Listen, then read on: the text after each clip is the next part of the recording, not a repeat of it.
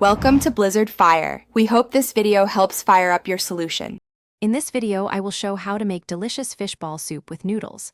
First, let's gather our essential ingredients.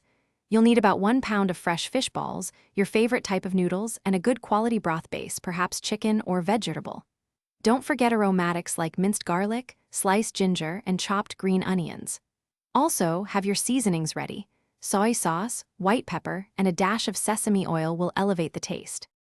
Next, we'll create the heart of our soup, the flavorful broth.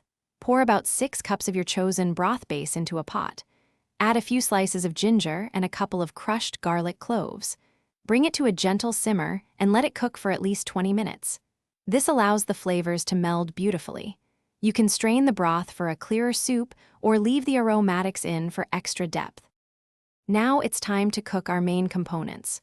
Bring your seasoned broth back to a gentle boil. Carefully add the fish balls and let them simmer until they float to the surface, which usually takes about 5 to 7 minutes. In a separate pot, cook your noodles according to the package directions until they are perfectly al dente. This prevents them from becoming mushy in the soup. Finally, let's assemble our delicious fish ball noodle soup. Divide the cooked noodles evenly among your serving bowls.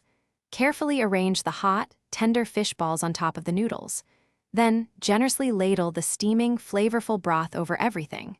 For a perfect finish, garnish with fresh chopped green onions, a tiny drizzle of sesame oil, and a sprinkle of white pepper. Enjoy your homemade soup.